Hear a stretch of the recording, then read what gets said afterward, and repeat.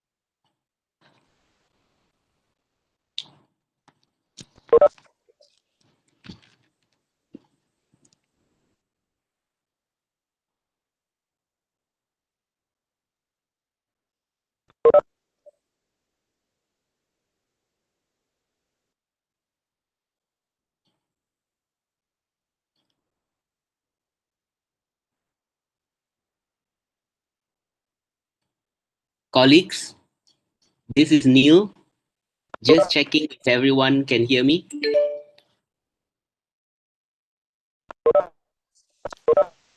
We can hear you, Neil. Thank you very Yeah, I much. can hear you well. Thank you so much. Let me put on my video.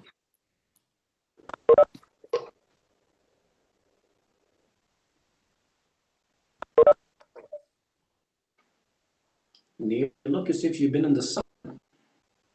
I think it's been exposed too much to the camera.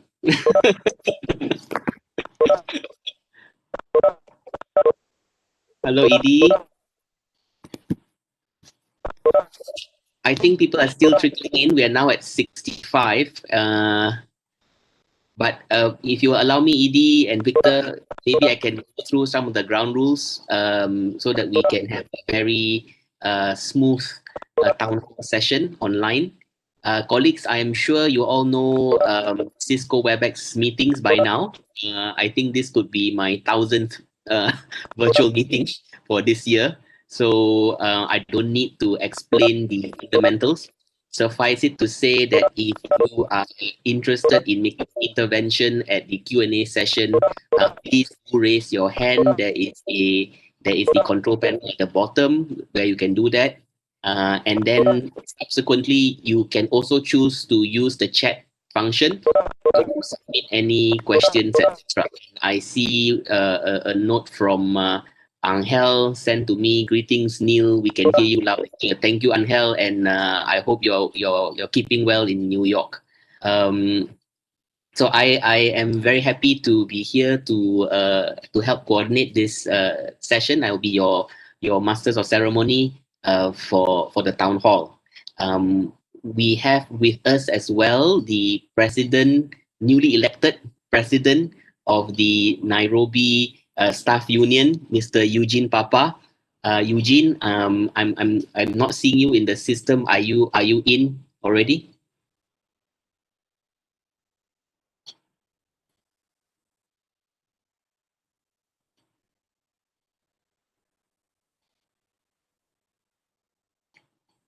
Eugene? Hi, hello, everybody. Hi. Eugene Papa, are you here?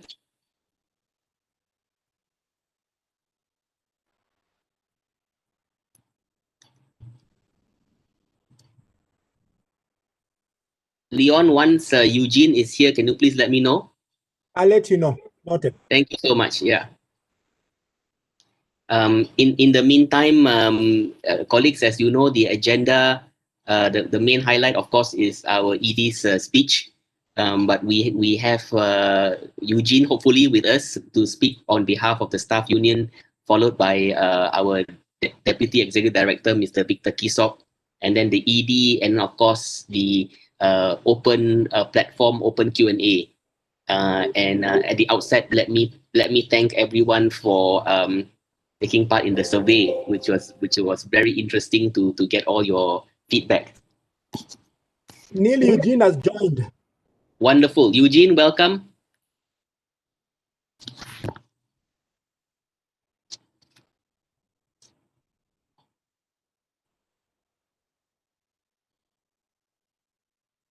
Eugene, can you try to see whether you can use the mic? Eugene, you need to unmute your mic.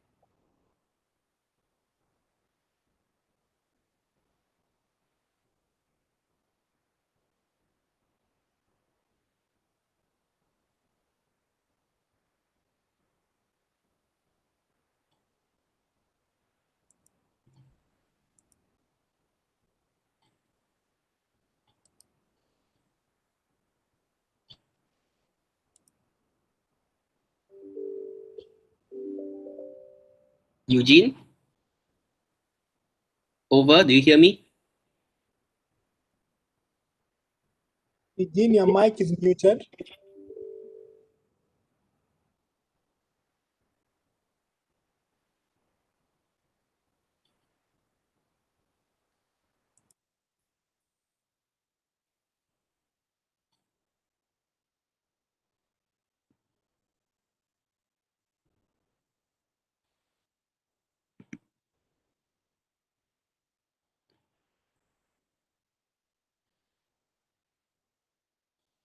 Leon, perhaps we could begin, yeah? And maybe you can help Eugene. Yep. Okay.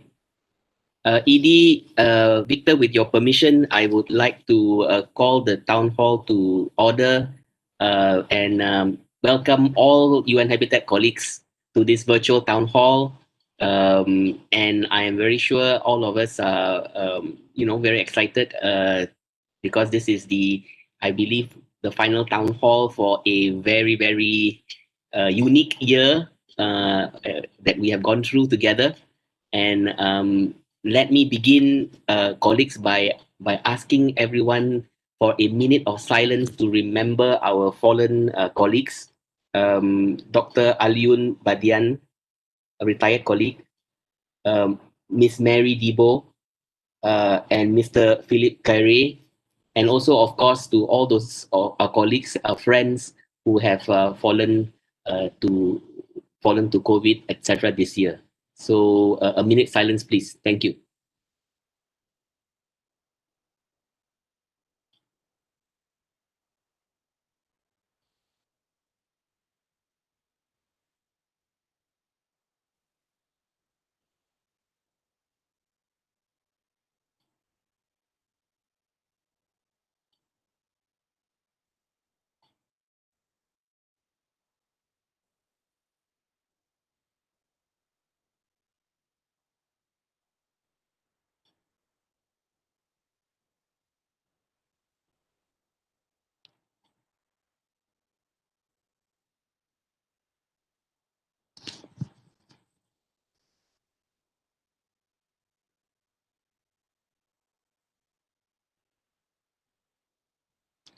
Thank you. Thank you very much, colleagues. As we remember our colleagues who have fallen, let us also be thankful for the opportunity for us here together virtually in a very difficult year and very difficult circumstances. Let me begin on a cheerful note by introducing our own president-elect. In fact, our president of the Nairobi Staff Union, Mr. Eugene Papa. Eugene, can I please invite you to share a message with all our UN Habitat staff? Eugene, over to you. Good afternoon, colleagues. Can you all hear me now? Yes, Eugene can hear you. Go ahead, please. Yeah, we can hear you. Right.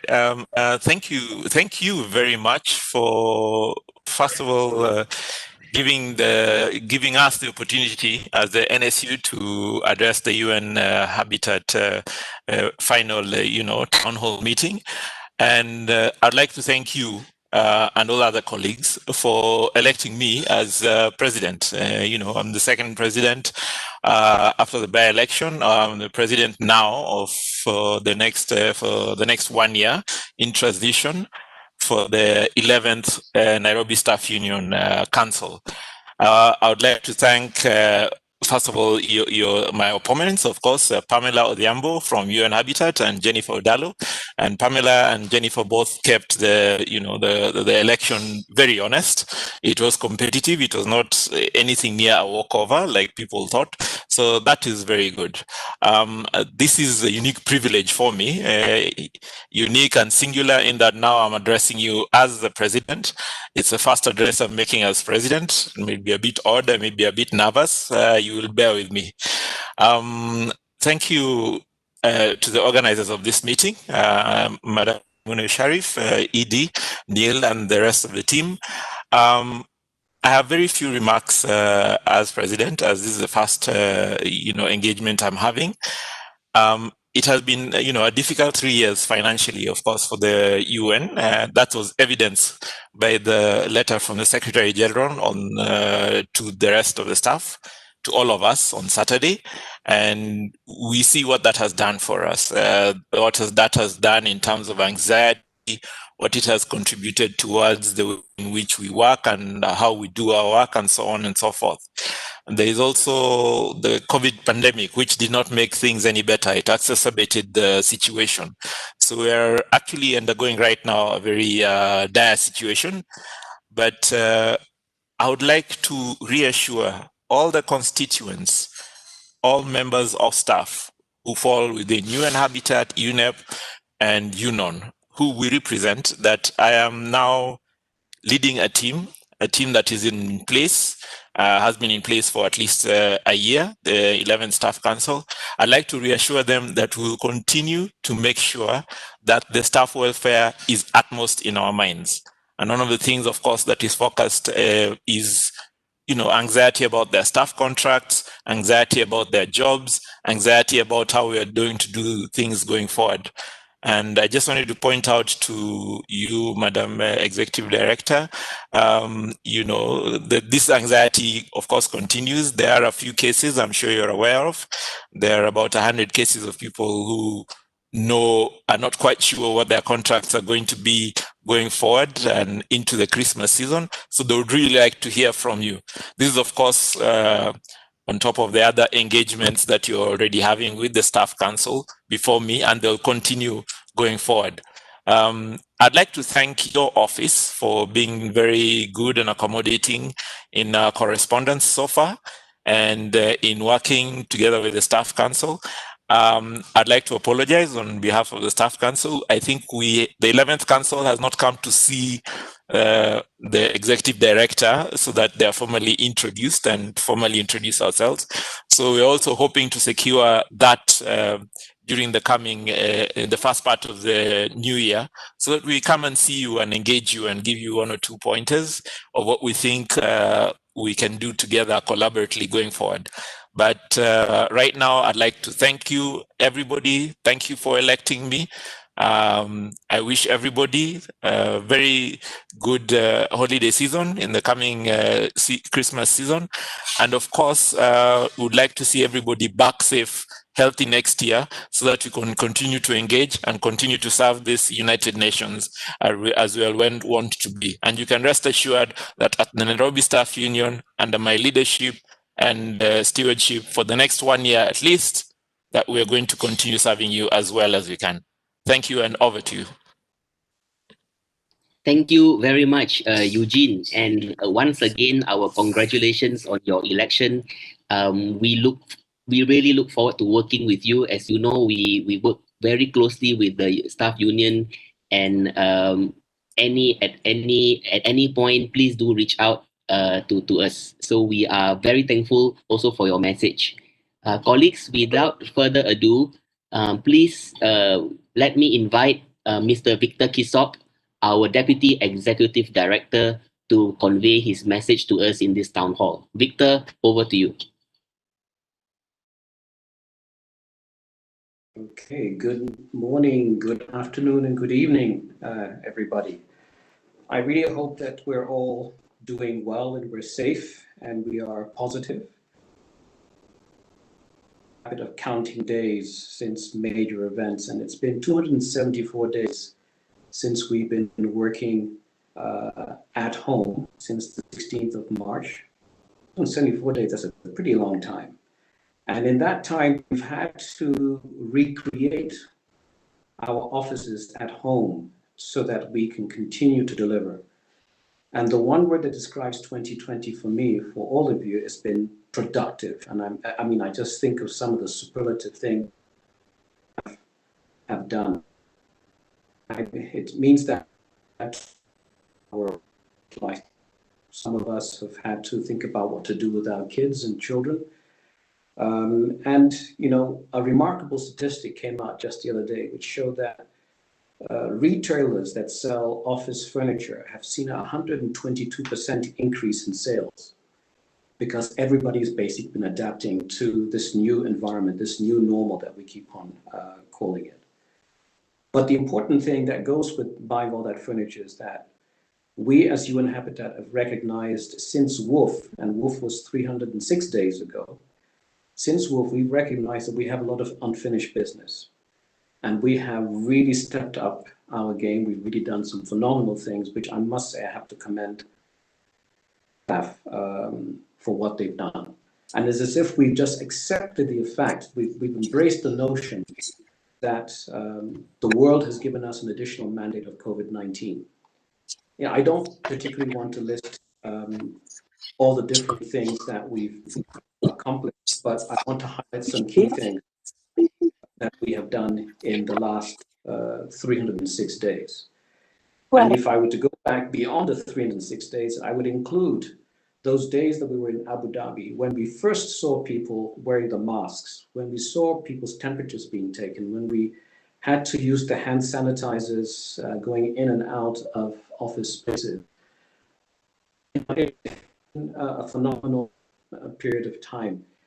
And we have risen to the occasion with every single challenge to continue to deliver on our mandate. I'm sure you will hear more from the executive director on some things that she feels passionate about and the things that we have accomplished as a group. But again, if we look at what we did during WOOF, and the WOOF report is out, we can read that, we can appreciate the work that we've done, and member states have also embraced that. If you were to look at what we've done in GLTN, and this is something that has also played a very important role when we look at the task force that I am a member of, which is the socioeconomic response to the COVID-19, which of agencies that have been tasked to look at this. And in there, we have touched on the issue of land tenure, on evictions, and a variety of things that are within our mandate, the basic services that we've been providing. So that's one major achievement that I think we can touch on. But at the same time, RAF and team were the pen holders for the SG's policy brief on COVID-19 in an urban world. It's a very interesting piece to read. I would encourage those of you who have not read it to read it. If you show that out there, our input, what can we contribute? Again, the mandate. It's not something General Assembly. We all rose to the occasion and said we would do our bit. And then, of course, in order for us to be able to really go out there and tell the world we're doing, we came up with our catalog of services, the 2020 catalog of services, which has also given member states the opportunity to say, okay, if we need someone to help us out, and if we want to get an idea of what we can do, we can rely on UN Habitat to work on that. And of course, Christine's team has been working on the response plan to COVID-19, which is also something we should be proud of. For me personally, in the last few months, I was very happy to be able to go back to the Giri complex on World Cities Day, and through the interconnectivity we had between Malaysia and other parts of the world, we were able to launch the World Cities Report. And I was at the Giri complex with Cabinet Secretary Acharya. It went very, very well. I wish we could all be back in the complex at some time very soon, but that's not yet feasible. We have to still thinking about how best we can make sure we can go back in a very safe and comfortable way. So that makes me want to move on to talk about a very simple principle that I really hope that all of you are adhering to, and that is life first, work second. And if you don't take care of life, you're not going to be able to deliver. And we've had to recognize that we work around our life and safety with the burden of our official work. So we organize everything on the basis that we need to sort of home people who've not been able to work the regular working hours because of family situations and because some people have moved to other time zones to facilitate how they deal with these 174 days so far. And the key thing that I've taken from all of this is that with all of that going on, our staff have really focused on outcomes. And it's by focusing on outcomes that we have senior managers helped you to, in other words, be able to make meals for your little ones, to make sure they get all the attention they need, that sort of thing. It's that sort of life first that is important. But you've all risen to the occasion and you have delivered outcomes that I've already articulated that have been phenomenal. And I nothing else but praise for all of you who've been able to move forward. But I also worry that we need to ensure that for the next few weeks, we take, because I see burnout in some of our staff. I see people who are feeling stressed, and it's good for people to take a deep breath and be able to, relax a little bit and stay with family members, and also some habits, take up some new hobbies, a renaissance in hobbies would be a good thing going forward, cooking classes, virtual tours of museums, things of that nature. It's good for us to even think about that. And of course, the interesting thing, again, just going back to statistics, they've shown us that there's been a 75% increase in home gym equipment. So people are thinking about what they can do and how they can recharge their batteries. So some people have turned to gym equipment, and that well for them. In terms of the future, if we go beyond 2020, I just want to draw your attention to a recent survey that was done by Fortune magazine, and it points to that 1/3 of the current workforce around the world would prefer to work permanently from home. And that's something that we're going to have to grapple with in 2021 and beyond. But for the moment, we are in a holding pattern. We're trying to see how best we can return to normalcy. In New York, and of course they are the committee that looks at our budget and administrative issues, is deliberating quite a few things. I would not be surprised if we see a reduction in our travel budget. We don't see a reduction in our consultancy budget, but that's the way that they're looking at things in terms of some of the outcomes of this world of COVID-19. So we're waiting to see what we will get out of the fifth committee, but there will be a shift. And I know that some of the draft language is actually calling for us to rethink that balance between who works in the office and who can work remotely. So that's the way the world is. One last thing, and that's, again, the issue of COVID and the fact that we really need to be vigilant, really concentrate on safety first and stopping the spread. I know that the media has shifted talking about infections and the spread and talking more now about the issues related to the vaccine and the logistical nightmare for the vaccine.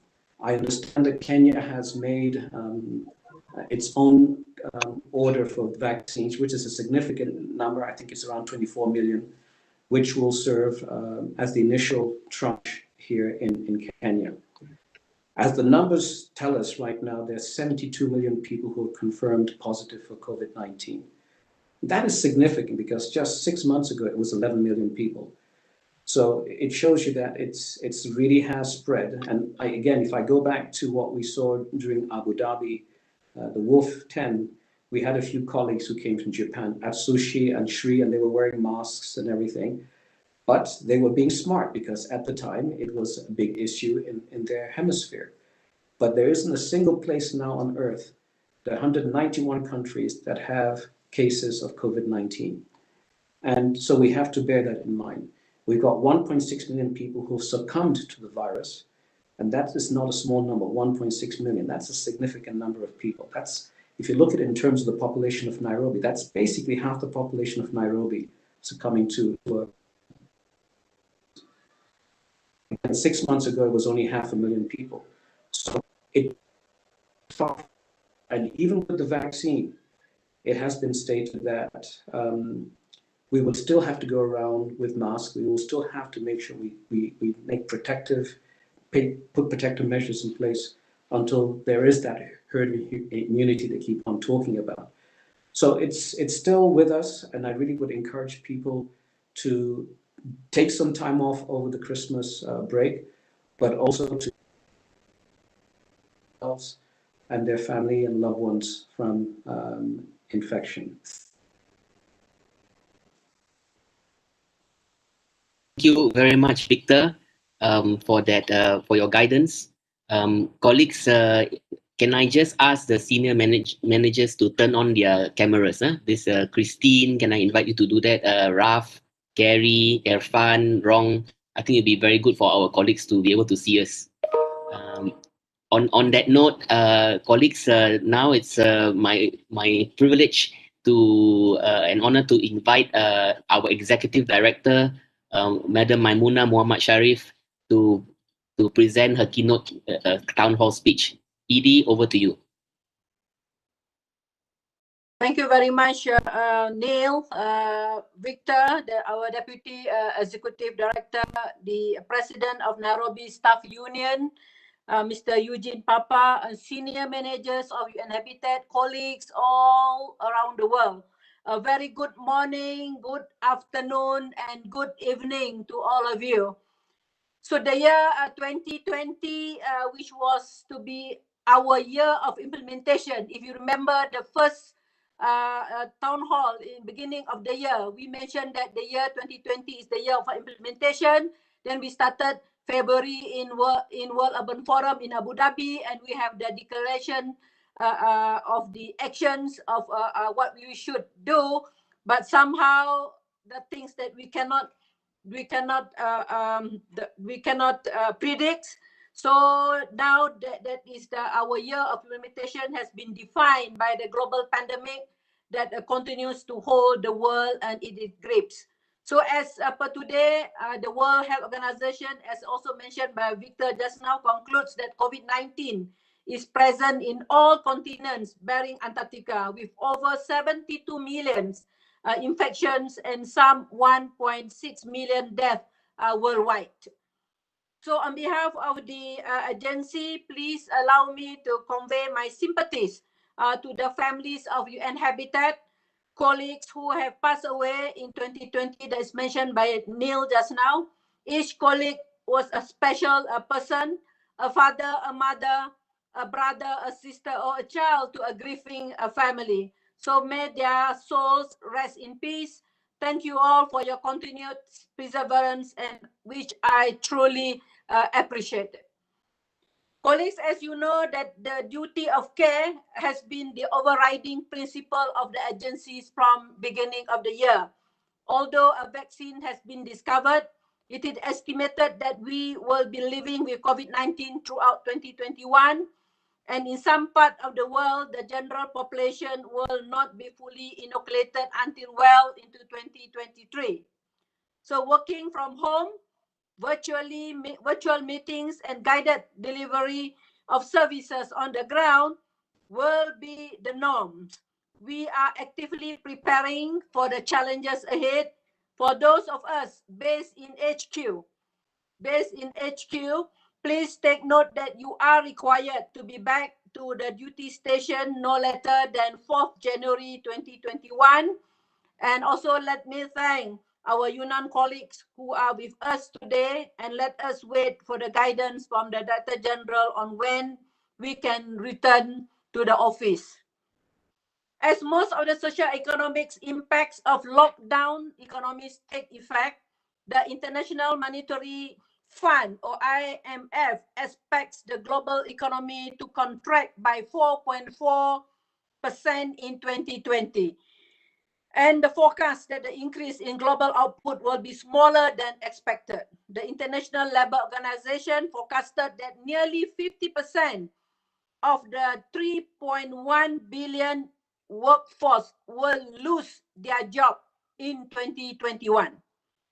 So the United Nations family is not exempted from these ongoing challenges. Every effort is being made by the Secretary General to ensure that the UN system adapt and respond effectively to the global pandemic.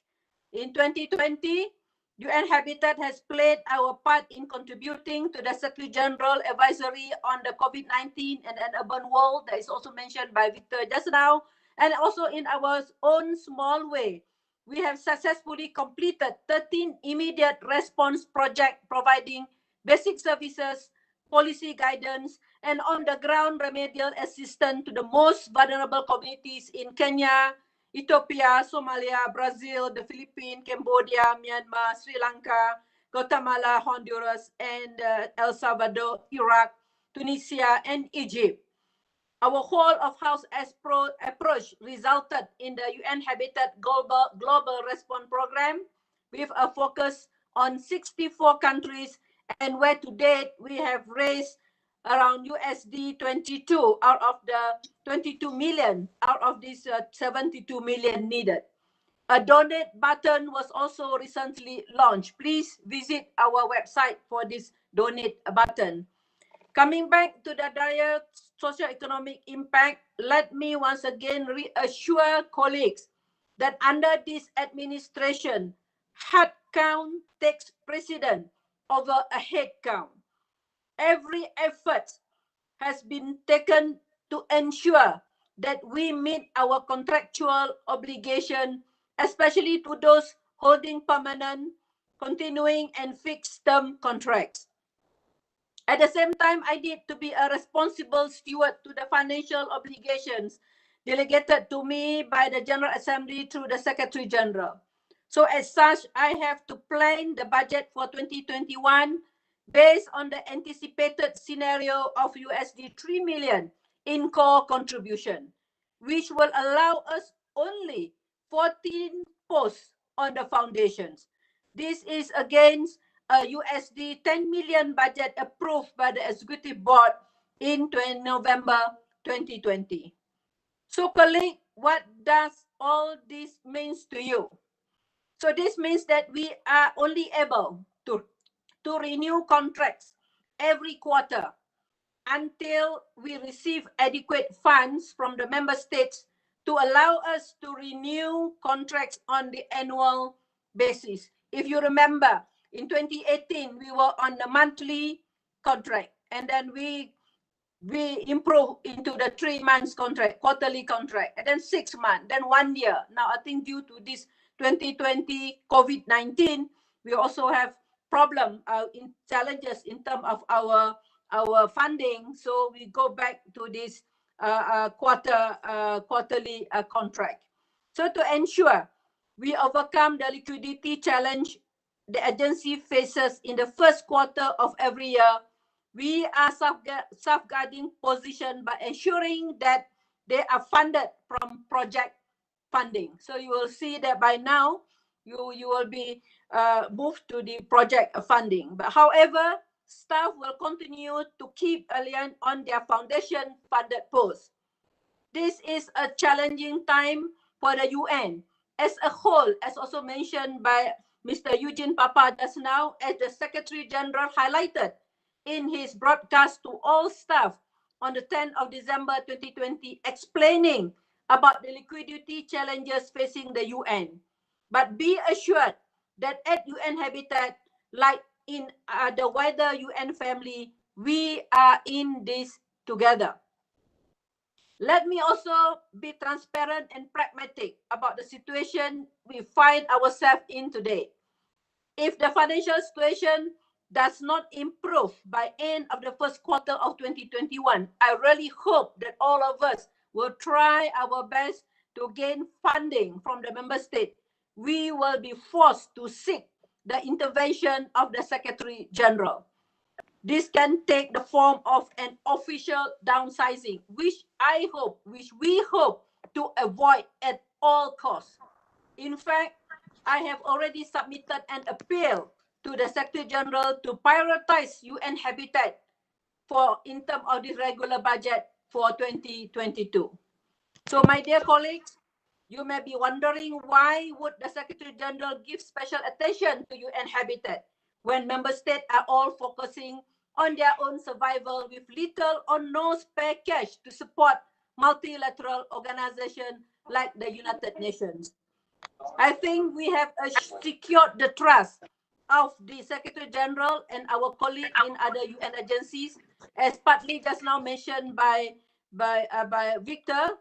We have demonstrated that a whole of house approach is working to allow us to bring to life our governance structure that can be facilitate all action in the urban space at the 10th World Urban Forum, that we can lead in a localizing of the SDGs with our convening role with local government, and that we can deliver impact on the ground through our initiative or innovative approach to planning, housing, and building.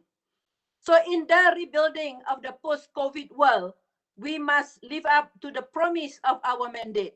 It is for this and the reasons I have listed above that the Secretary General has called upon UN Habitat to take on assignment for the United Nations that are unprecedented in our history, as I was told. He has called upon us to lead a task force on the future of cities, building upon our support to him in developing his policy brief on COVID-19 in an urban world.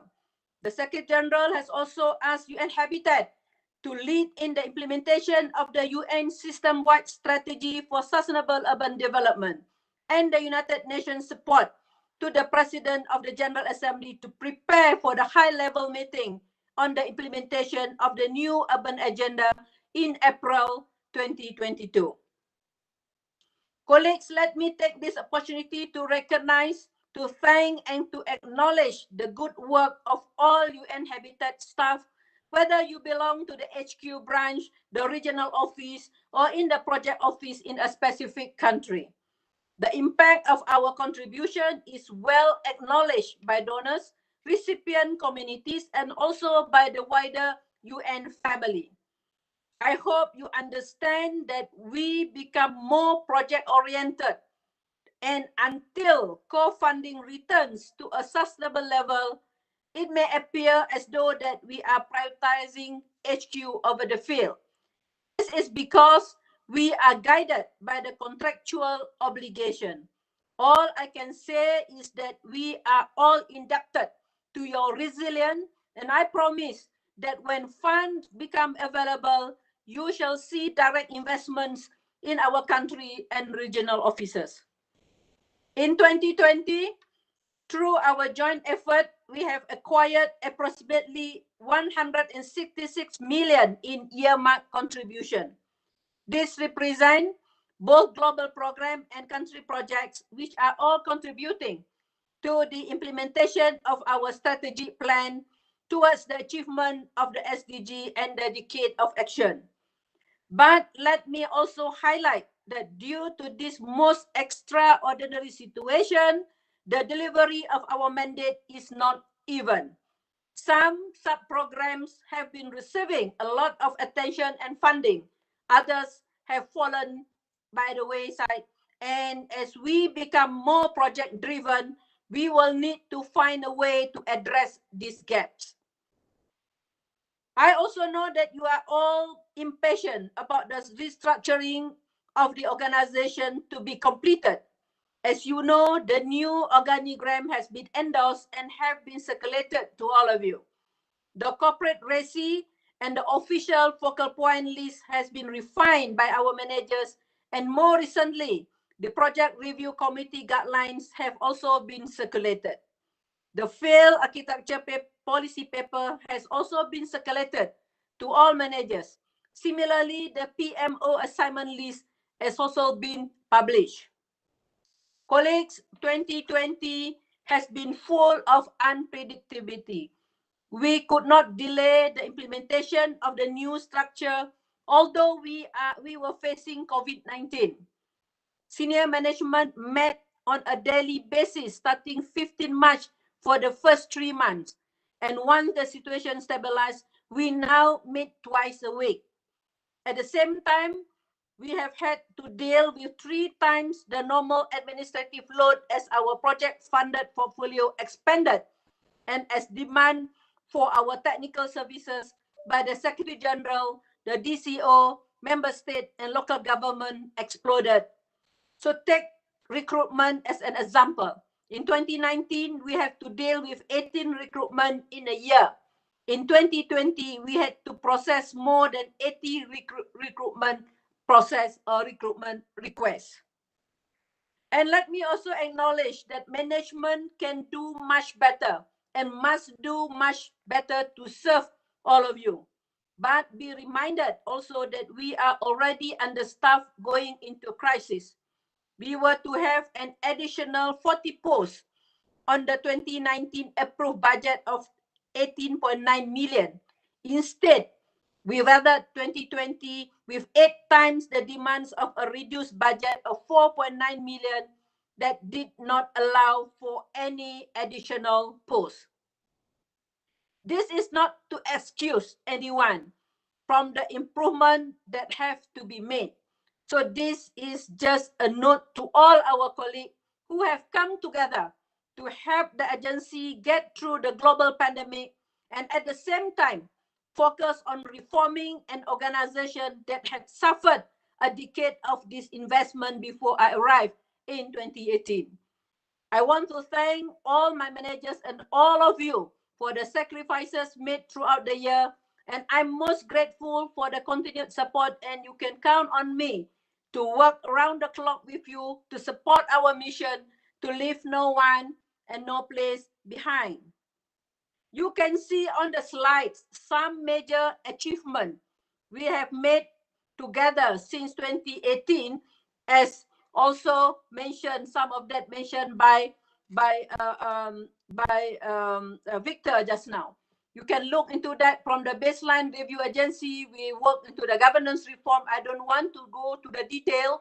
The new organizational structure, strengthen our global presence, enhance our governing role. We managed to contribute more to the UN Secretariat.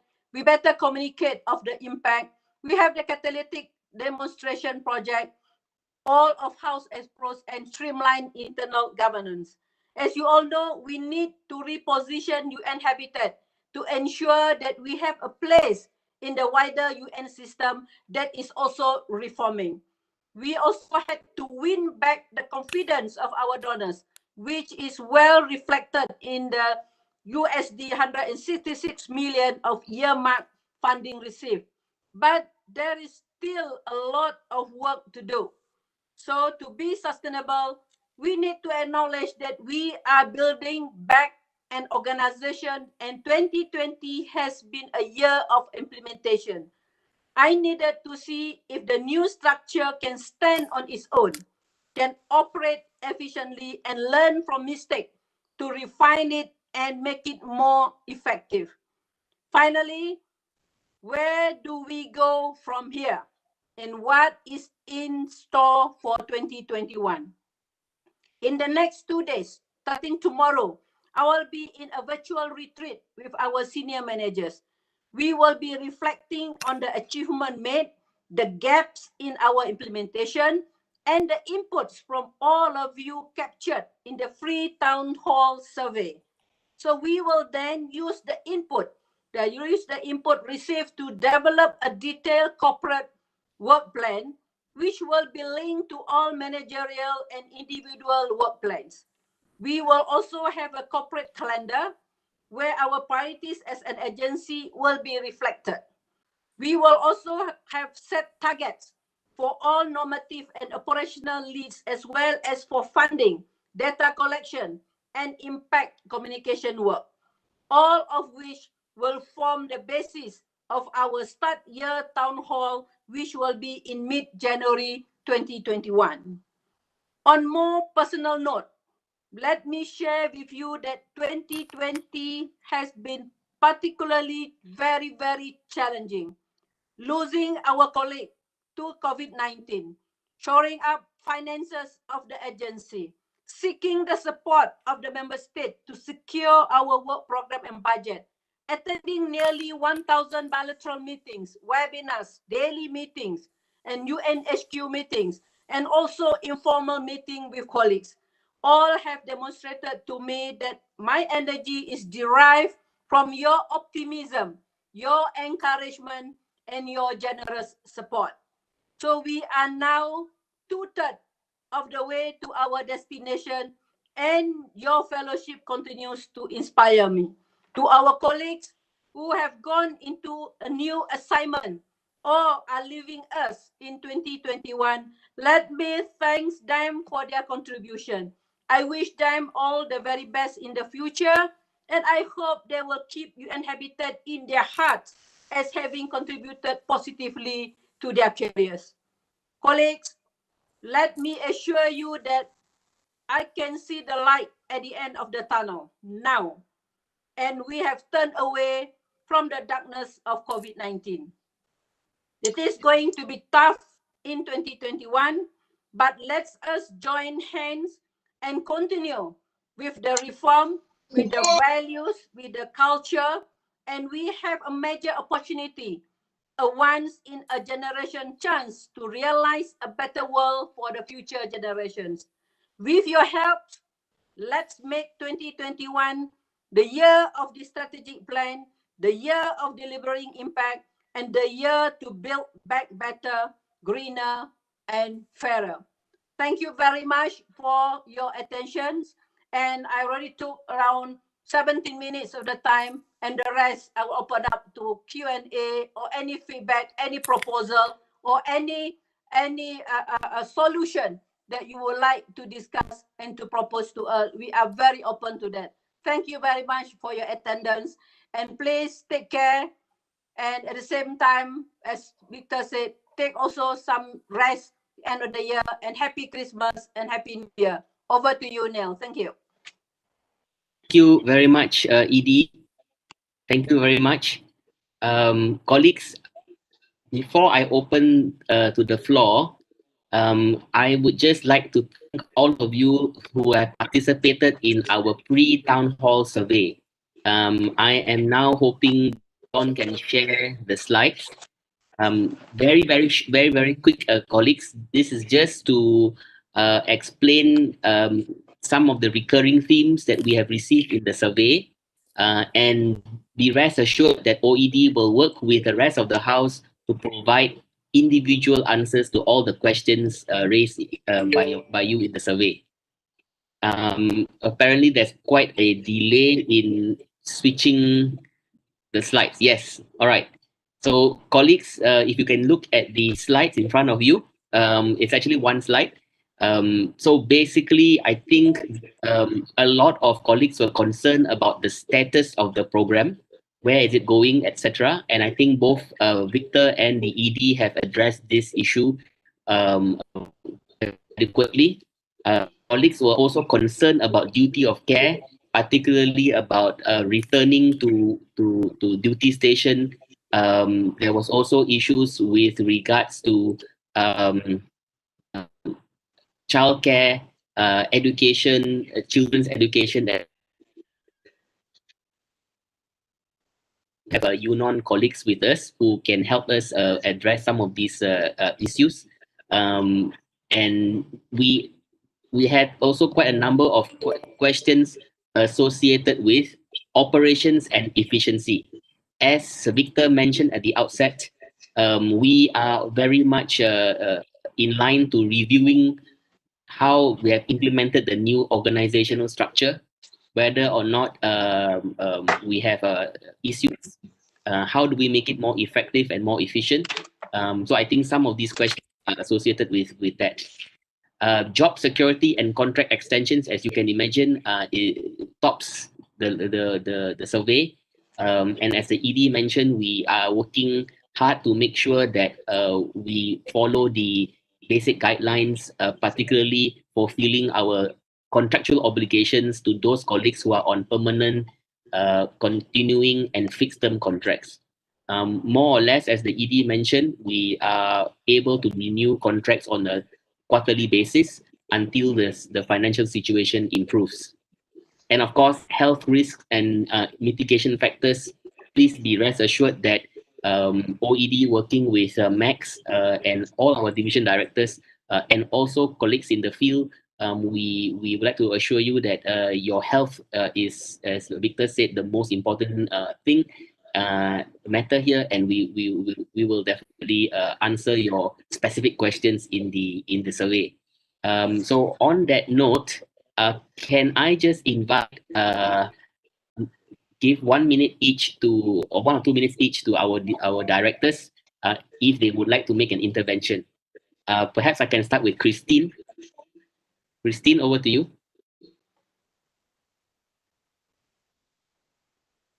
Well, thank you, Neil, and greetings to all. It is a wonderful opportunity, I think, for us to come together as the end of a quite trying and challenging year, but one, when we look back on it, I think we can all agree has been a rather remarkable year for how we have worked together, how we have achieved much despite a number of adverse contexts. And I think it was very exciting for me to join this organization during this most eventful and unusual year. I've been inspired by the level of commitment that I have witnessed, by the whole of house approach, which I saw already coming together in one of my first events at the WOOF 11, and has continued unabated through the course of the year. I don't have much else to add here, Neil, but simply to say it's been a year as well where we are refining how we present ourselves as an organization in support of our ambitious strategic plan.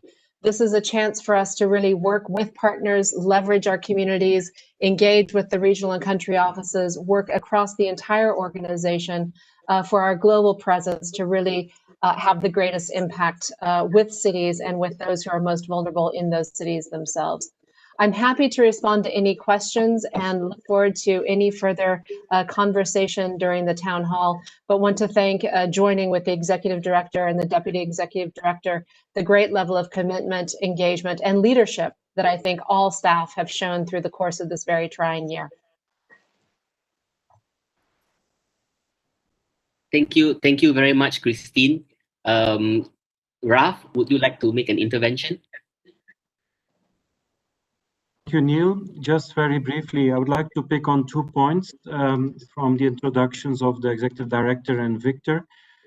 First, when the Executive Director talked about the uneven implementation of the strategic plan, this is an issue we need to deliberately look at in the coming weeks and months. We are seeing that despite our putting priorities on some of the areas, including, for instance, SDG cities, including social inclusion and human rights, still most of the money is flowing towards subprogram 4, which is the crisis response. And we need to find a way in a situation of very scarce core resources to be able to bend this trend, to rebalance the different areas of our strategic plan. We need to do this now, otherwise we're going to have a very much uneven implementation of the plan. Second point is that, and we're going to discuss this perhaps tomorrow during the senior management retreat, is that what we are finding coming out of our study on the cities and pandemics is that we will have to adjust some of our guidance to member states in light of what is happening right now, both in terms of our dealing with urban economy, with our spatial patterns of the cities, with our intergovernmental relationship, and to address the focus of inequality head-on. This will be top priorities for recalibration in the new year. Over to you, Nick. Thank you so much, Raf. Can I invite Irfan to, on behalf of the field? Irfan, over to you.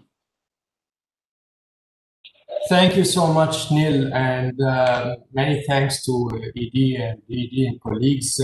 I just would like to emphasize in this moment on the necessity to mobilize all our efforts as the whole of the House to address the operational bottlenecks, and we need to be creative, we need to be innovative, and the UN reform is a great opportunity for us. What's happening now at the country level, what's happening at the regional level in terms of improvement, the BOS at the different levels could be a very good opportunity for us to seize this opportunity and to address the different challenges. It's not, the challenges are not only encountering UN Habitat. Most of the organizations are suffering due to the COVID, due to the economic situation globally. So we need to seize the opportunity, work at the different levels, apply a more decentralized approach in order to resolve these issues and to facilitate the delivery on the ground. Thank you so much, and many thanks to all colleagues for their efforts, for the continuation in delivering the good impact on the ground, and the delivery also of new projects by the end of the year. Thank you, Neil and colleagues. Thank you. Thank you very much, Irfan, and of course, Gary Landis from Max. Anything you would like to add, Gary? I just would like to thank the staff that have worked very diligently. I have my own thoughts, but I will reserve them. But I would like to thank the staff for their diligent work and hope 2021 is a better year. Thank you very much, Gary, colleagues. Now, with Edie's permission, I would like to open the discussion, open to the floor. There are already some questions in the chat, but if you would like to ask a question, I'll take to the floor. Please indicate by raising your hand, and I will pass you the mic. In the meantime, let me read out one or two questions.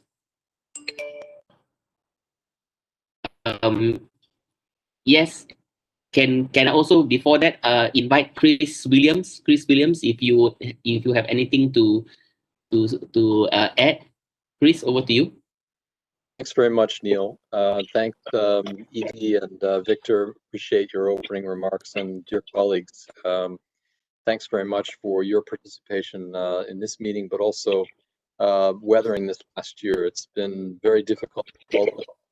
New York has been particularly hard hit. The United States had a very schizophrenic moment yesterday where the vaccines were distributed for the first time to frontline workers and healthcare workers, but we reached the milestone of 300,000 people that have passed away. So it's very tough everywhere, and particularly in the United States. This past year, despite these challenges, have been an extraordinary moment for UN Habitat. We have, for the first time, as the ED has mentioned, been able to elevate the sustainable urbanization and our core mandate within the priorities of the Secretary General, and we've been requested to lead a task force and a series of initiatives that the Secretary General will be leading, so that we can contribute to really a whole of system approach within the United Nations that will operate at global, regional, and, as Irfan had mentioned, at country level. The challenge for the next year, as I see it, is shifting the momentum of support that we have from the Executive Office of the Secretary General to member states.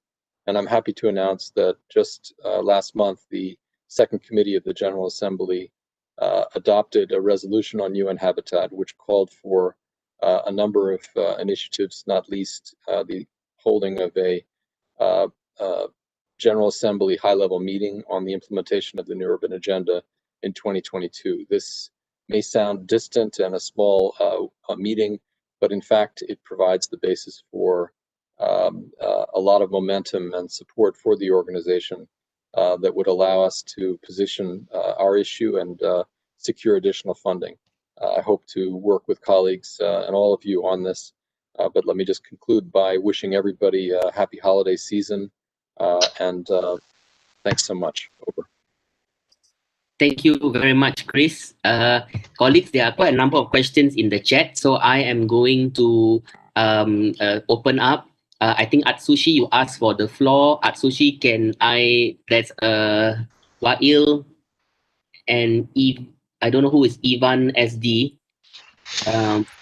but can I with Atsushi followed by Wail and Ivan? Atsushi, over to you. Can you hear me? Cannot hear you, Atsushi. It's very, very soft.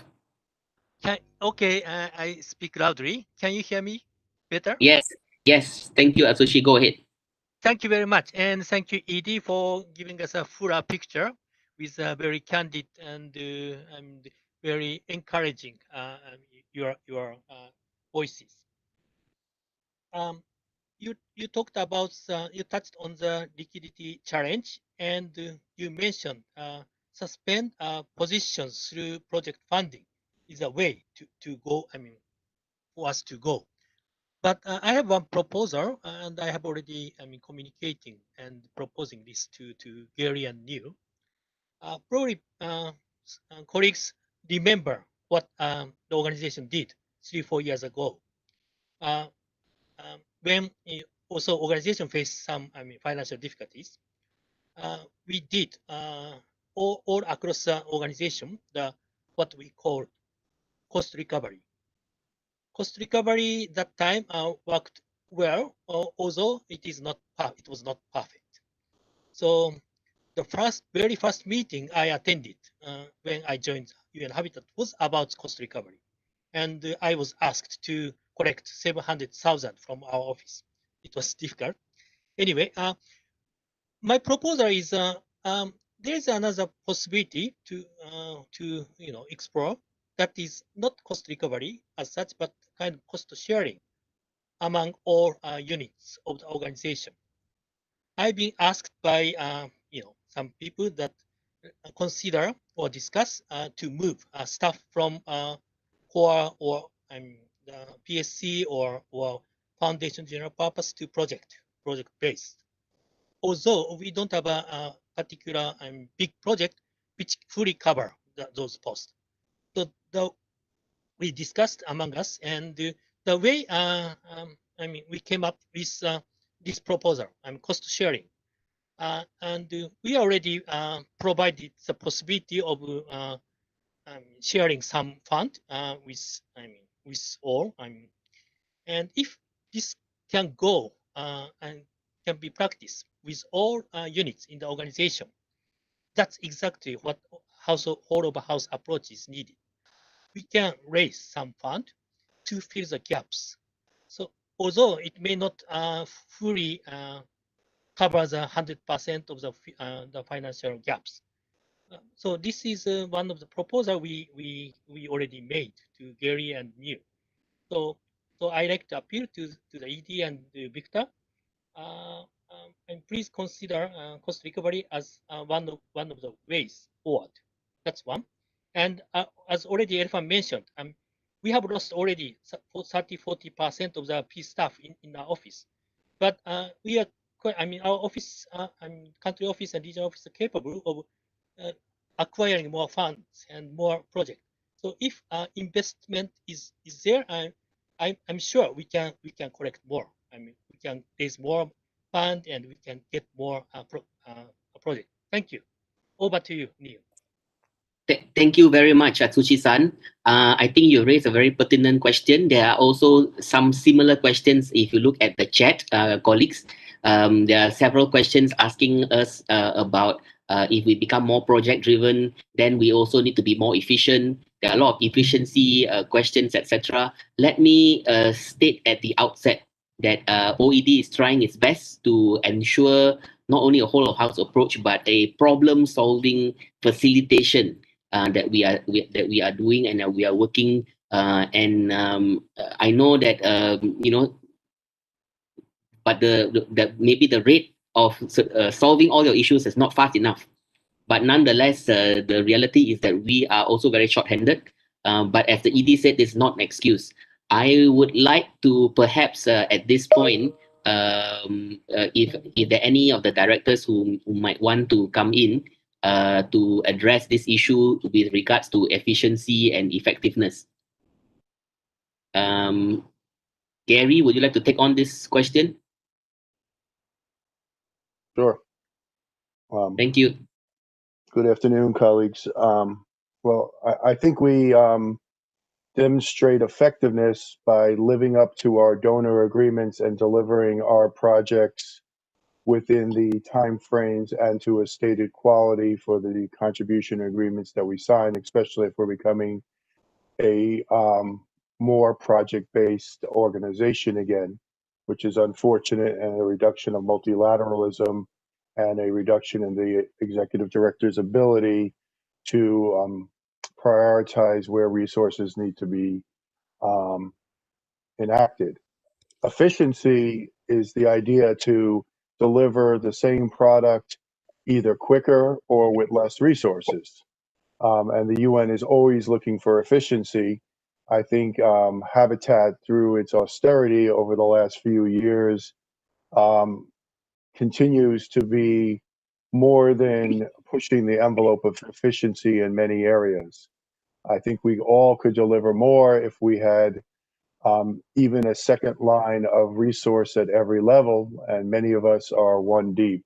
So I think to gather and gain further efficiency is very difficult at this time. And I also think our effectiveness is impacted because we are all, as individuals and as collectively, are balancing a series of serious competing priorities that overlap at many times. So I'm not quite sure about the items on the overall idea of funding. I was typing as you asked me to speak on chat. We are working with the field restructuring team as they progress the overall restructuring.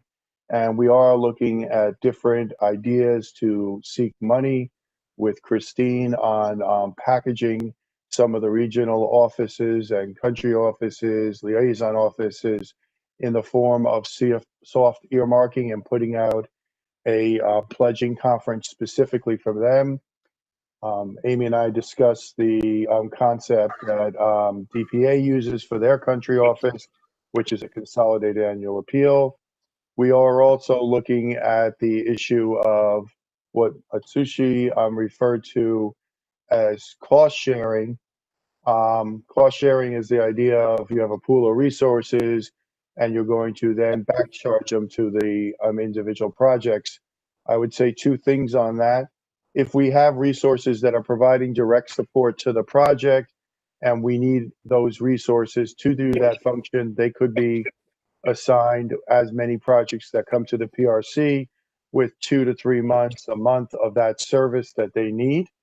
But it would be to assign a person to that project. We have to also balance that many of you come and say, when we're signing donor agreements, that we do not have sufficient resources in the project to actually engage in the project activities, and the project wouldn't bear taking on additional costs. So I think that is correct.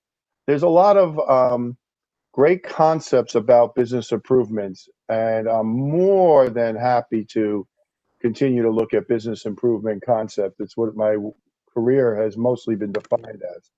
But business improvements require an investment and time.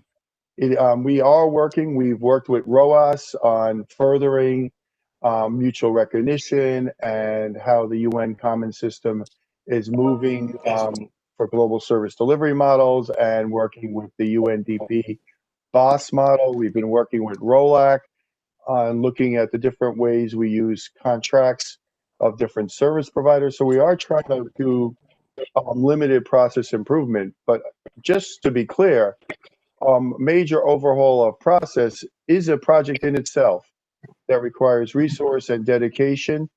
And we have one that we're starting now, the new IPMR, which is in Moja Extension 2, that should help our management of voluntary funded earmark projects. But that in itself is looking at like a major initiative. So I just think that it's easy to say, let's just do quick business improvement. And my last question on the question of centralized decentralization, I think we have to define first what physically needs to be done at a location, and what do you want to decentralize just because you want a greater pool of people, no matter where they are on the globe, to review stuff. If you think one area, which is the implied, is somehow a bottleneck to this. My honest opinion after 1 year in Habitat, every time that we let something become more and more decentralized, I'm getting the, well, oops, something went wrong in what we signed Can we fix it? Can we send out a backup letter? Can we change it? So I think decentralization as a protocol anywhere in the United Nations has to come with a full understanding of accountability and what real accountability means. I'll leave it there, but I'm happy for all the people that would like, that are putting comments in the thing. I am more than happy to formulate different groups as the PMOs are continuing to clear up the history of habitat, to then get process improvement groups going. And my last words will be on the history of habitat, because for those, many of you have been around a long time. And I'm sorry to say, when I still am dealing with UNDP grants from 2010 and grants and UNOPS not being cleared up from 2015, there's a lot of history on effectiveness and efficiency that we all have to take a hard look in the mirror on before we say that everything is broken today. I'll leave it at that. To you, Neil. Thank you very much, Gary. Colleagues, there are lots of questions associated with process, etc. I know the ED has to leave in 20 minutes time. Gary, colleagues, if you're open, I'm also ready to stay back to answer all of these questions. But we have two colleagues whose hands have been raised for quite some time, Wael and Ivan, SD. Wael, over to you. Thank you very much, ED, DED, and directors. I'm not going to repeat what the colleagues have mentioned in terms of improving administrative support to the country levels, be able to deliver on time based on the requirements of the donors. But I want to add one thing, that we need to look at the short-term project, emergency and humanitarian projects. To look at how we can have kind of special procedure that helps us to deliver on time on 6-month projects and 9-month projects. And we had an experience on implementing the COVID-19 projects that the funding came from headquarters, which is very much appreciated, but challenges in implementation still there, and we learn lesson together. And Gary mentioned some of these challenges, but I think for emergency and humanitarian projects, we need to have a special procedure. And I know a number of agencies, including UNICEF, they have special procedures. I think we can look at it and find a way to push the delivery on time.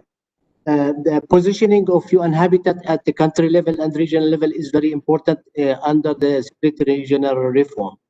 And it's very useful if we had kind of webinar or discussions how a headquarter can support the regional offices and country offices in terms of positioning ourselves within the country team, given the fact that under the Secretary General reform, there will be kind of future pool funding, joint programming. I think that is very important to, as an organization, as one UN Habitat, to look at this important issue and how could headquarters support the regional offices and country offices. The third one, I think we learned a lot from the PCR process. It's been improving a lot. Coordination with headquarters, branches and divisions, thanks to colleagues and directors who attend these PRC meetings in terms of encouraging consultation, which is, I mean, from my perspective, it has improved a lot. But we have to understand also that we have limitations in negotiation with donors. So I would appeal to colleagues in headquarters to understand our position when we are asked for cost recovery and staff support at headquarters. We would love to, and if the donors they accept, we will be glad to do that.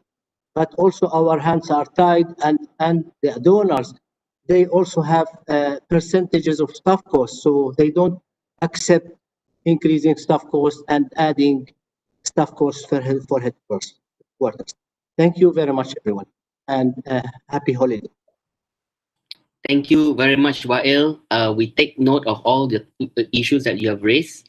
Some are very, very pertinent, and you have our commitment at OED to improve the process.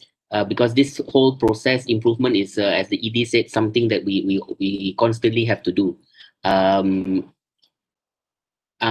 think Evans D is David Evans. Sorry, David. Over to you.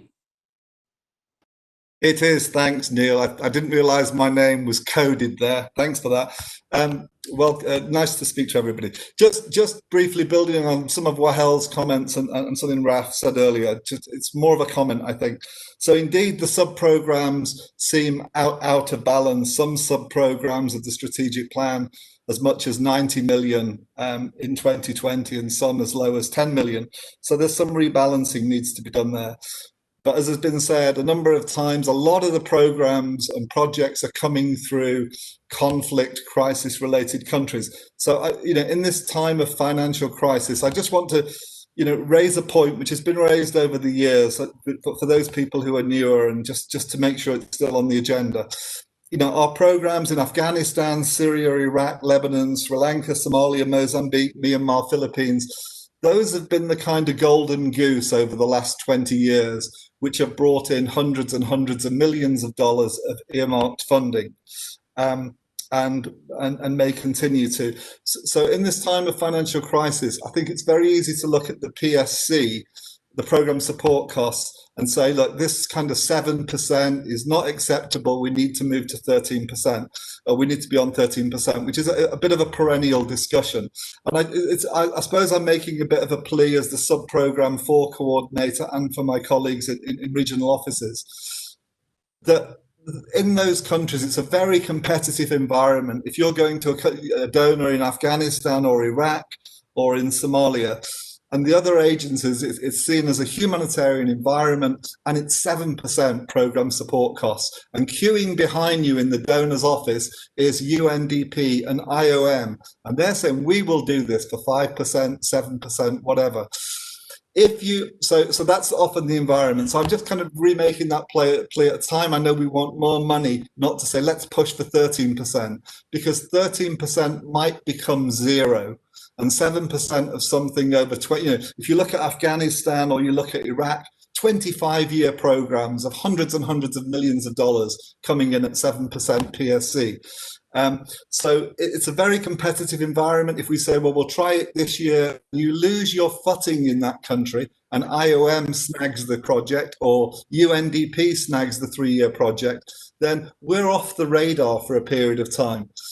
It's much easier to get follow-on funding from a donor where you're going back in year 3, 4, 5, and they're really happy with Habitat's work, so they will refund it. Knocking on the door from scratch again and trying to push UNDP out or IOM, and I don't mean that in an uncollegial way, but it's obviously a competitive environment. So I'm just making that position, kind of reminding people. Obviously we don't want people saying it's a humanitarian environment, therefore it's only 7%, if we can possibly get 13%. But I think we have to work with the regional offices and country colleagues on where they're telling us, that's it, we take 7% or we lose the $10 million project, just to be cognizant of that. Over. Thank you. Thank you very much.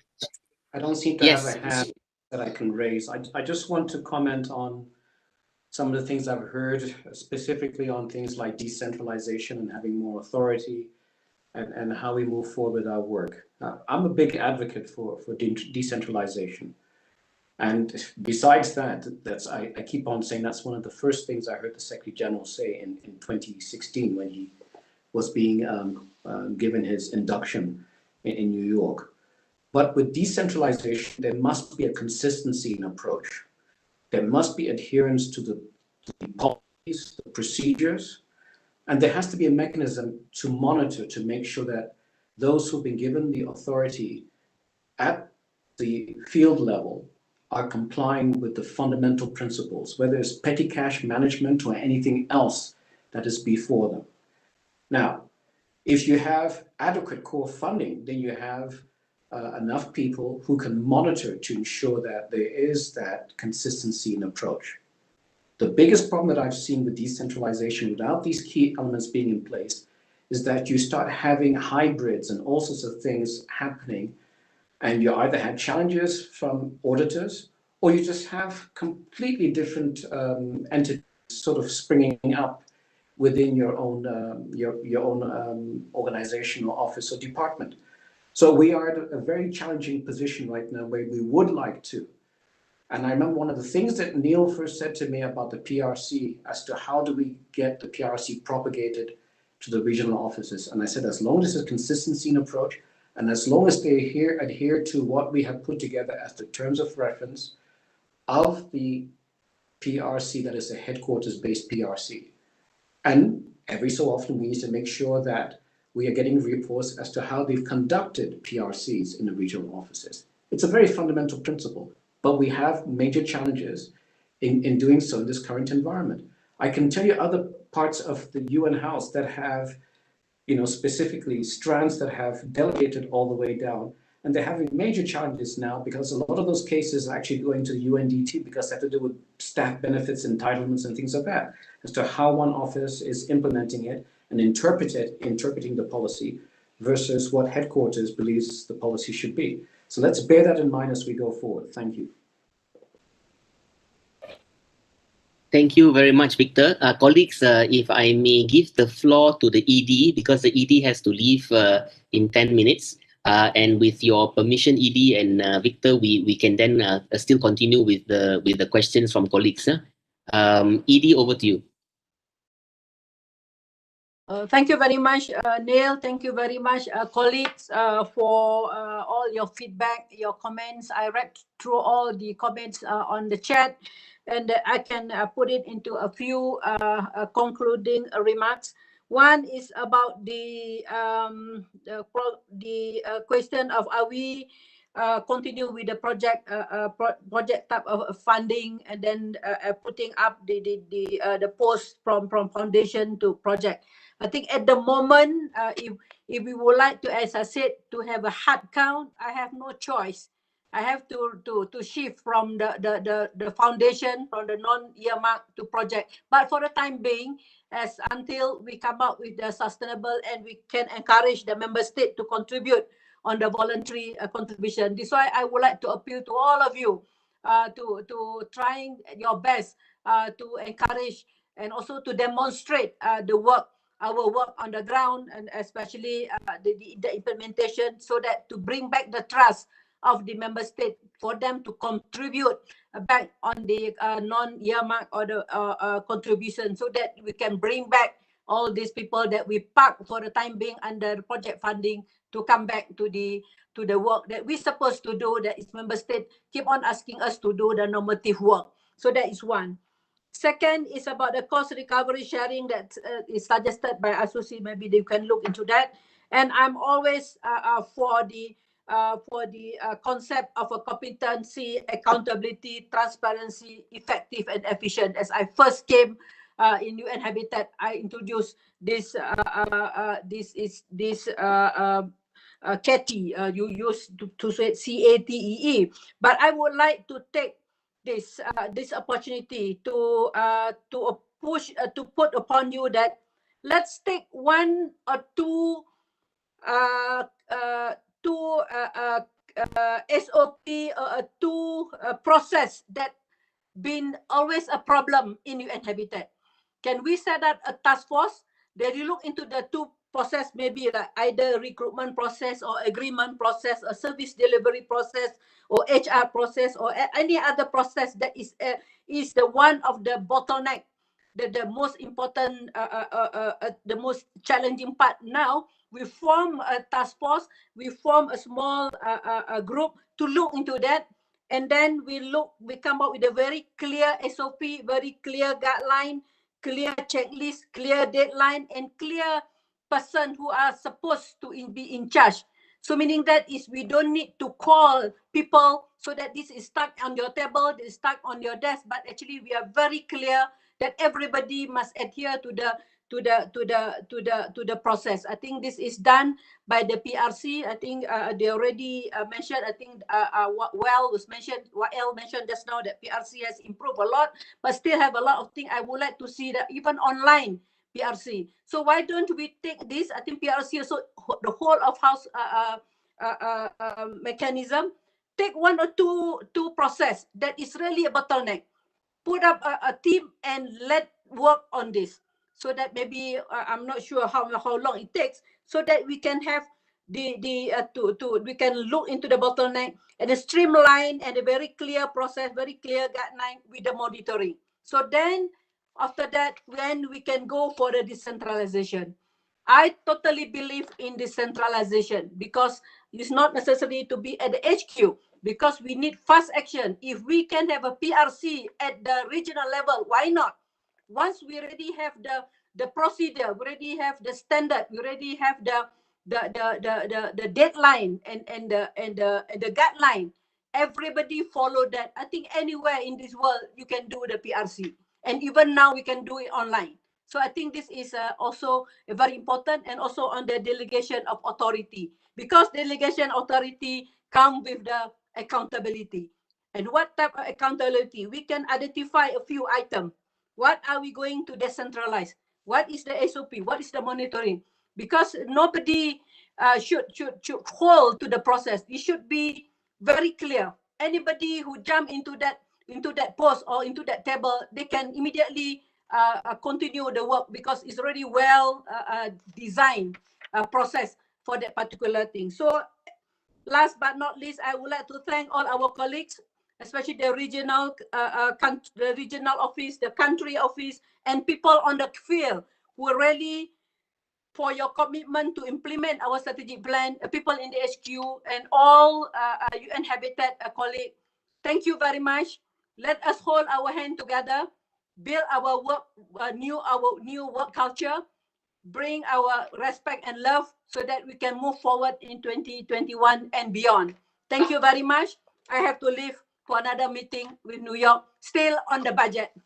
So they're still not settled here, but I will continue in New York to really trying to say fight inverted comma for our budget. I'm always fighting and fighting and fighting for the benefit of all of you. And I hope you also will try to fight to strengthen UN Habitat, fight inverted comma, to strengthen Habitat, talk to the member state, talk to the people that you can, so that we can have a better strengthen UN Habitat 2021. Thank you very much. Happy holiday. Take care and stay safe and be healthy. And you can continue for the discussion after this. Thank you very much. I have to leave now. Thank you. Thank you very much, Edie. Neil? And yes, Victor?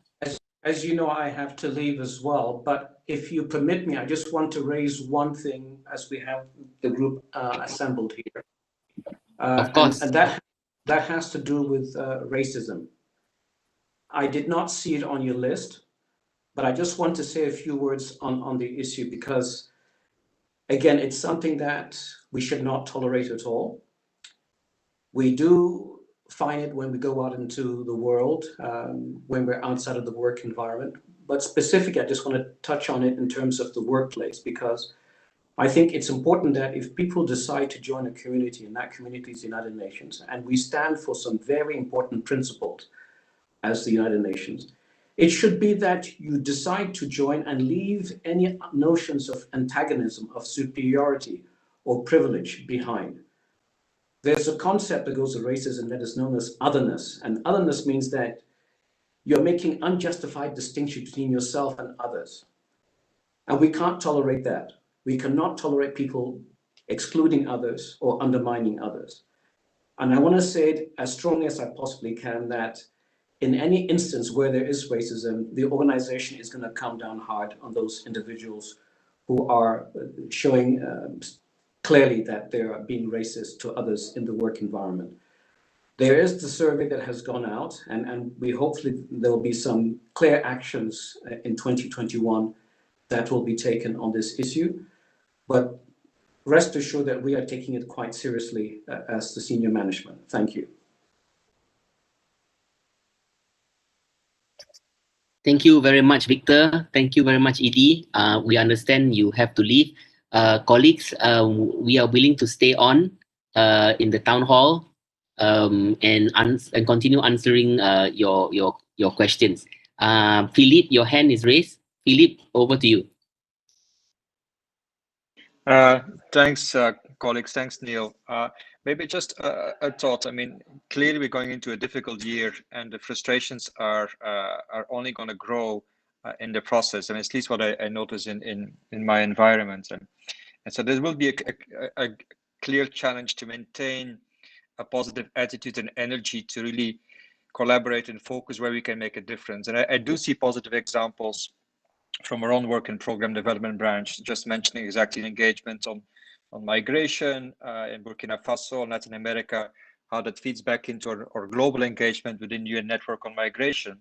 But that positive attitude and commitment is going to be a challenge to maintain. And so what are the mechanisms that allow us exactly to talk through, to understand those frustrations, talk them through, and ensure that we at least as to the extent possible have a positive energy, focused energy flowing forward to actually try to make a change where we can, and then hope from there generates further change down the line. But that call for focus, but also be very aware of staff morale and our capacity to collaborate going forward. Over.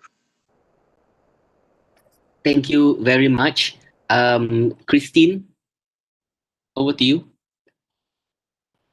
Thanks, Neil. And I wanted to come back and actually really appreciate Wael's comments and point to this, I think, as a success.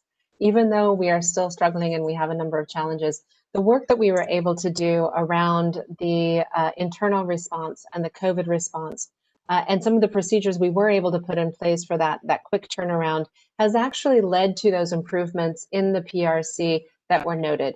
And looking at how we can trial some of these approaches in our emergency and our quick response work, our quick impact projects, and bring that to scale within the organization, we want to build on that next year. And so, Wael, I just wanted to note to you in particular, and thanks for bringing this in, that it is very much on the table to continue reviewing the emergency protocols and looking at these more streamlined procedures around procurement, recruitment, deployment, related to rapid onset crisis response. I think the more we do that, the more we learn as an agency, but we've also had a commitment from Max to make sure that we have those kinds of emergency procedures in the operations manual as it's being finalized. So the work is going to be in progress, and I think working with you and with your colleagues is going to be really important to see where we can find those essential streamlining components, because this is something we all struggle with across the board. And when we need to act quickly, some regions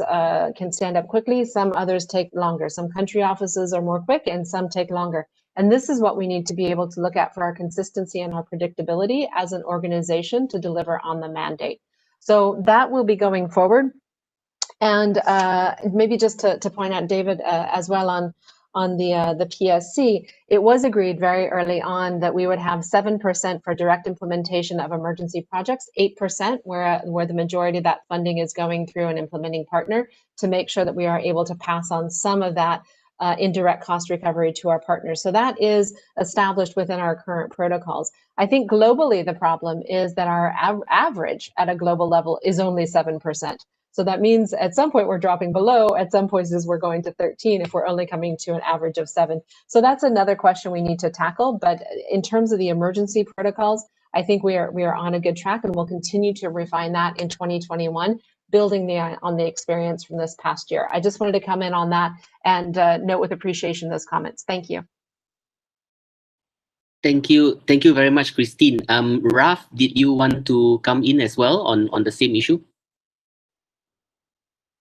I want to comment on an issue of collaboration with other UN agencies, something that was raised earlier, if I may. It's something that should be a priority for 2021. Actually, we put it in our own work plan as a priority, but it should be, I believe, a corporate priority. Over the past months, we have now established relationships or strengthened relationships with a handful of UN agencies. And there are lots of opportunities to also turn this also into concrete fundraising opportunities, because we have seen that in 2020, the money coming from the UN was the lowest ever over the past several years. Now, we have, of course, UNDP, UNHCR, we have UNODC, UNCDF, WHO, UNEP. This morning we had a meeting with FAO on a new program on green cities in Africa, focusing on some of their priorities. But I think there are lots of opportunities, but it needs a deliberate whole of house approach to turn these kind of lofty agreements into concrete on the ground collaboration funded by our sister agencies. I hope we can put that as a joint priority for 2021 as well. Over.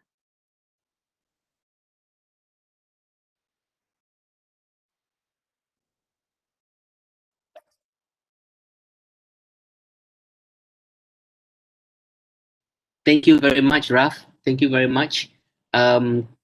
Christine, I see your hand is still raised. Huh? I don't know whether it's the old hand.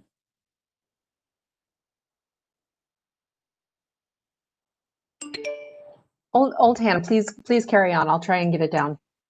Okay, thank you.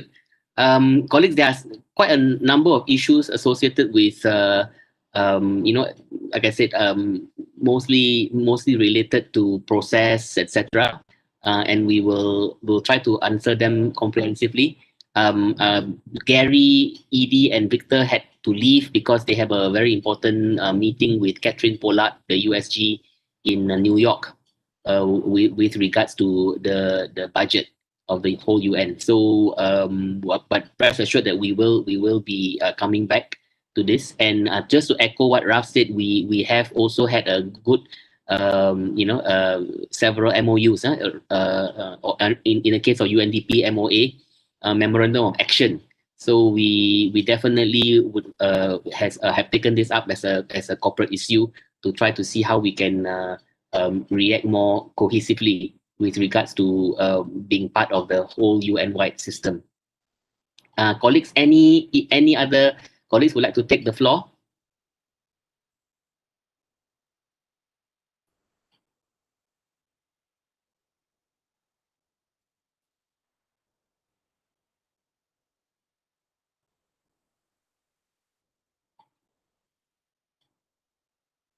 Shipra, would you like to take to the floor?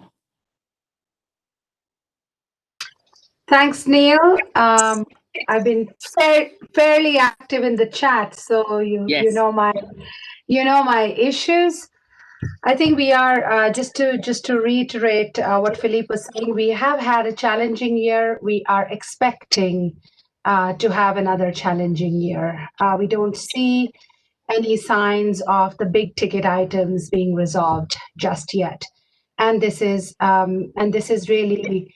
I think you can see from the chat that this really touches on everybody's work, whether they're in headquarters, whether they're in the field, whether they're part of global programming.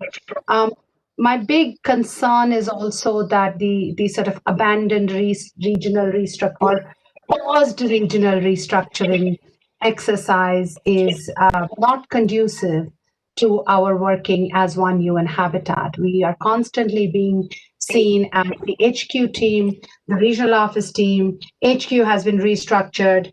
Regional restructuring is still in abeyance, and it's not just a financial issue. It also is an issue where we should be able to look at UN Habitat as an agency with a comprehensive set of skills and a comprehensive set of gaps. And we need to address those holistically. So I would really recommend that we need to accelerate that process in 2021. Or we need to say that that's not going anywhere and we just continue the way and admit that the restructuring has not really been as effective as we wanted it to be. I'm sorry, there's an echo. And the second thing I think is the whole issue of SOPs, service standards, not just the issue of we welcome Gary's availability to resolve issues on a bilateral basis. He's always made that very clear. Every time there's a bottleneck, he says, I'm available, but that is not a sustainable solution. We would rather that, Max invest its time in putting in place the right procedures, the right SOPs, so that things move smoothly and seamlessly, rather than getting stuck at every place. Finally, I'd like to really thank you, Neil, for helping us streamline the PRC process. I think that has been very good in the second half of this year. The first half was a bit challenging. The second half, we've at least streamlined the process. and that's been very good. However, there is one piece which is still missing, which we should look at in 2021, which is really the follow through, the follow up, and the monitoring of the projects that are approved in the PRC. There are a number of things that are raised in the PRC, you know, how people need to work together, environmental social safeguards, other things that need monitoring and that need follow up. That I think we really need another set of, discussions around in terms of not just preparing robust, good quality projects, but also making sure that important strategic corporate value projects are monitored collectively and effectively by substantive teams as well as by, in an operational sense. So I think those are my thoughts in terms of prioritization for 2021 if we are really to bounce back and gain some confidence both of donors as well as of staff. Thank you very much, Neil. Thank you very much, Shipra.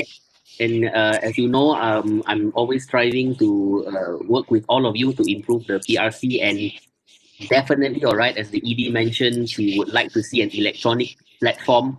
And more importantly, I think 2021, we definitely want to focus on, as you said, the monitoring. What happens after the approval? What kind of data are we collecting? What kind of impact stories are we going to generate? I also agree with you that I think all of us are working till we're quite ragged, and I think we really need to look at systems. We really look, as the ED said, we will set up a task force, deal with 1 or 2 or 3 main priority areas that are creating bottlenecks, etc. And I would really like to say here that Gary and I work round the clock, but you're right, this is not sustainable. So I openly want to accept those comments and welcome the opportunity and the chance to improve them in 2021. Let me just check, because Erastus has put some things here. Rania, I think Rania talked about the audit of regional officers and whether we can see the final audit report. I don't know whether Martin is here, but I'm quite sure that we can do that. Yeah. Did we receive any questions prior to the meeting? Yes, we did. And like I said, I'm going to compile all the questions that we received here as well as in the survey, and then we will have them published. But please bear with us. There's quite a number of questions, and most likely we'll only be able to publish it next week. And Ben said that the HQ restructuring, is it resolved or completed? He does not think so. I totally agree with him. And as Victor said, we definitely would like to revisit it in 2021 to see what worked, what did not work, what are the imbalances, etc. So Ben, really welcome your input there. Any other questions, colleagues? Can I come in, Nin? Of course, Irfan, go ahead. I'm sorry, I could not find the hand option in this. So I wanted to join my voice with Philippe and Shipra with some optimism, because we need optimism to continue, and there are a lot of significant achievements happen. And we will continue doing significant achievements in 2021. Just as reported recently, when the Secretary General in the pledging conference of Lebanon in Paris last week or 2 weeks ago, when he talked about sustainable urban planning as the way to revitalize Beirut, this is the result of the joint work, the whole of house response that we managed to achieve in Lebanon through the excellent work of the country office and the outstanding support from the different community of practice and GSD colleagues. So we will continue doing this, but we appeal, and I appeal to you and to all the senior management to look into all the questions, all the comments mentioned in the chat box, all these things are extremely strategic, extremely important for the survival, for the continuation of our delivery on the ground. And here, Nil, I volunteer. If the AD, she said that she will create a task force, whatever mechanism you will consider, I volunteer to be part of this and to help to address all these points jointly together with all colleagues. Thank you so much, Neil and colleagues. Thank you. Thank you, Irfan, and be careful what you wish for. I will call upon you and call upon all of you. Thank you so much indeed. Let me just check again, and please rest assured that I will attend to every single question in the chat box. You have my assurance. And I would also like to thank Mr. Eugene Papa, who has had to leave now, and we reiterate our commitment to work closely with the staff union.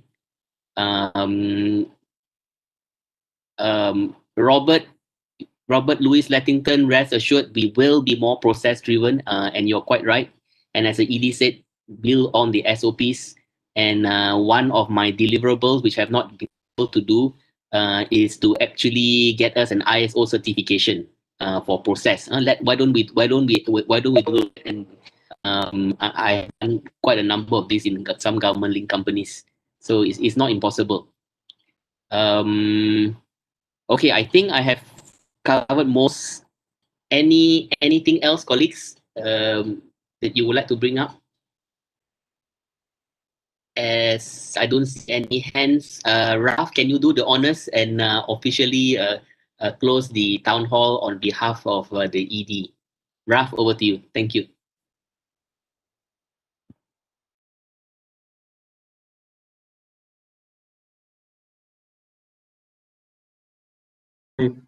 Thank you, Neil. Yes, indeed. I think it was a good discussion. Many questions. People are concerned about next year, but also there's a lot of optimism. I can feel we can improve and we can make it work as we did this year. I'm also looking forward to taking up some of these issues tomorrow and the day after during the senior management retreat. And then, as the ED has said, coming up in the beginning of 2021 with corporate priorities for the agency to address also some of the strategic issues that have been raised by all the staff. So thank you so much. I saw there were 325 participants when the executive director left. So I think this was very good turnout. So I think we had a fairly inclusive discussion, and Neil has promised us to address also some of the issues that were raised prior to the meeting. So thank you so much, and wishing you a good continuation of the day, and looking forward also to some break or the next 2 weeks, and hope you will enjoy the festive season as much as it's possible within the limitations of the current COVID situation, depending on where you are. And thank you so much for your participation. Over to you, Neil. Thank you very much, Raf. Thank you, all colleagues. Have a very happy end of year. Take care, and happy Christmas to all those who celebrate. And see you all very, very soon. Thank you very much. Thank you. Happy holidays. Bye-bye. Thank you.